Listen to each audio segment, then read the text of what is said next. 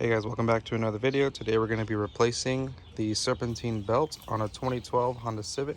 You're going to find the belt right here on the left side of the engine. So whenever you're going to do the belt, you're going to want to draw yourself a diagram. Look at all of the pulleys, AC compressors, power steering pumps you may have, and the alternator, and draw them down and draw yourself a belt routing. So it's going to be really hard to show you on the car, so this is what you want to do. You want to draw yourself basically all the positions where everything's at, and then draw the belt as they go around, so that way when you go to put the new one in, you know which side and which angle those belts are going to go. Okay, so you're going to want to loosen the tensioner, which is going to be located right here. It's going to be this piece right here. This is the tensioner, the part to loosen it from, and that's going to be a size 19 wrench. So you're going to want to position this here, and we're going to do what's called compounding the wrench. And what that means is you're going to grab two wrenches, slide one on top of the other, so like this, so you get more leverage. So this is what we're going to do right here.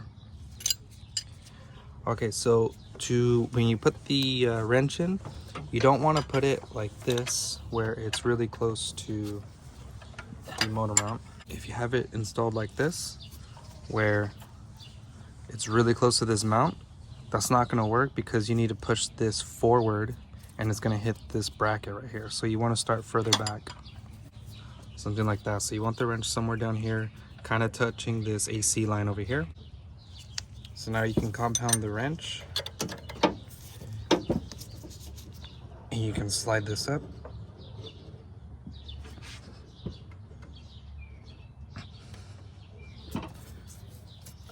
Take the belt off, and then you can let it go. Okay, now you can just take your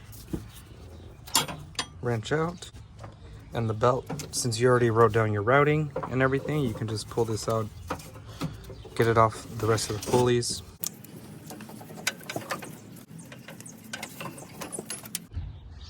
Okay, so before we replace the belt, we're also going to be replacing this little eyeliner pulley that you're going to find way down in there.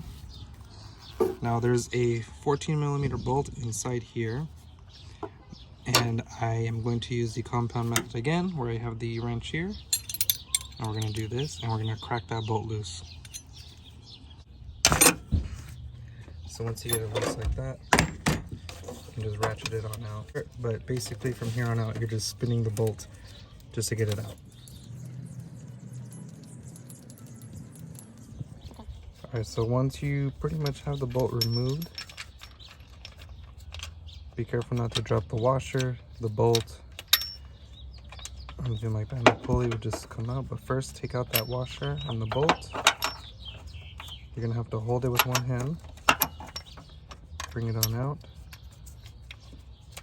bring it to your palm, and then this side just comes out. And then it's going to look like this. So here's the bolt with the washer or cover plate, and it sits like this.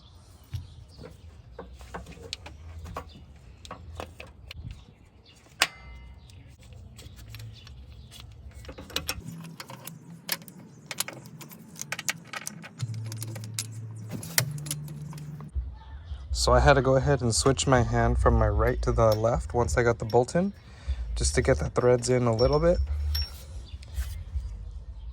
So here you can see the threads have started. So from here, you just keep turning the threads until they bottom out. So once it's bottomed down with your hand, just come on in here with your wrench and tighten it down the rest of the way. I do not know the torque spec for this, so we're going to go with the good old Gudentight spec. We're just going to pull this back, maybe a little more. I think that's good right there. Okay, just one final pull. All right, that should be good right there. All right, so to put in the new belt, you pretty much just need to stuff this down in there. Just kind of get it in its general spot, and we'll worry about routing later.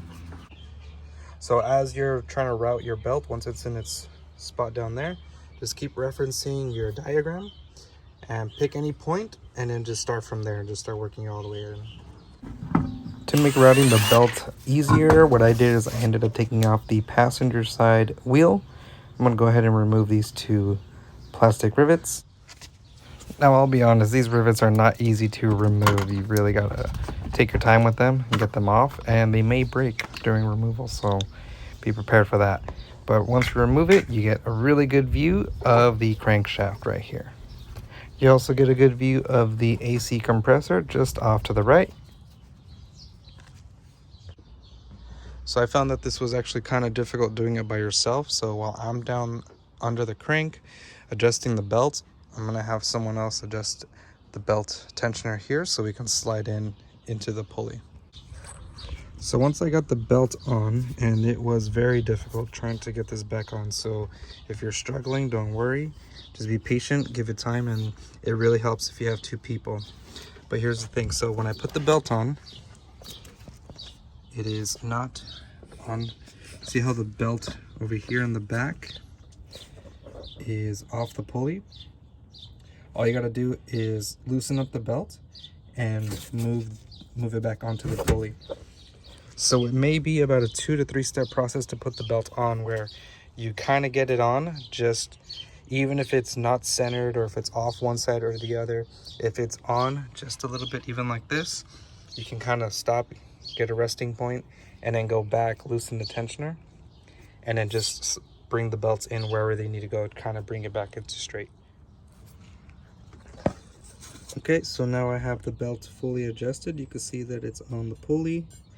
And now what you want to do is just go look at every single pulley, make sure it's sitting good, make sure it's sitting good, at least relatively centered on the water pump and on the tensioner pulley over here. And then you go under the car,